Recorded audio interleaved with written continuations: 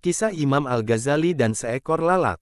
Imam Ghazali atau nama lengkapnya Abu Hamid Muhammad bin Muhammad Al-Ghazali Asy-Syafi'i, lahir di Tus, Khurasan, Persia, sekarang Iran pada 1058-450 H. Imam Ghazali merupakan ulama, filosof, dan sufi yang berasal dari daratan Persia pada abad 11. Dalam riwayat hidupnya, terdapat kisah menarik yang mengandung sebuah hikmah yang bermanfaat bagi kita. Ini merupakan kisah yang sangat populer. Syekh Nawawi Al-Bantani dalam Nasyaihul Ibad menulis cerita seseorang yang berjumpa Imam Ghazali dalam sebuah mimpi.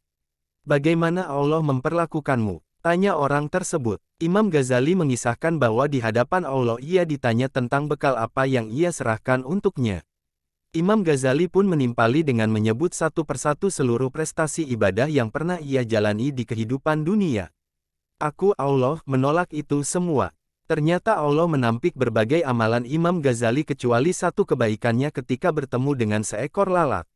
Suatu saat Imam Ghazali tengah sibuk menulis kitab hingga seekor lalat mengusiknya barang sejenak. Lalat usil ini haus dan tinta di depan mata menjadi sasaran minumnya. Imam Ghazali pun merasa kasihan lantas berhenti menulis untuk memberi kesempatan si lalat melepas dahaga dari tintanya. "Masuklah bersama hambaku ke surga," kata Allah kepada Imam Ghazali dalam kisah mimpi itu. Hikayat ini mengandung pesan tentang betapa dahsyatnya pengaruh hati yang bersih dari egoisme, semata untuk kepentingan diri sendiri. Kasih sayang Imam Ghazali yang luas, bahkan kepada seekor lalat, membawa tokoh dengan jutaan pengikut ini pada kemuliaan.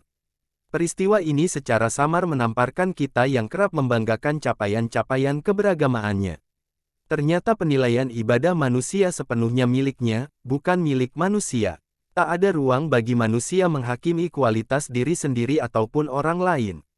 Segenap prestasi ibadah dan kebenaran agama yang disombongkan bisa jadi justru berbuah kenistaan.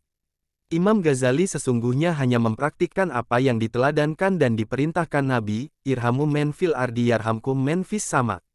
Sayangilah semua yang ada di bumi, maka semua yang ada di langit akan menyayangimu. Ingat, berdasarkan kisah di atas, Imam Ghazali masuk surga bukan karena amal ibadahnya yang banyak, bukan pula karena karya-karyanya yang luar biasa dan terkenal itu. Tetapi, dia masuk surga karena menyayangi seekor lalat.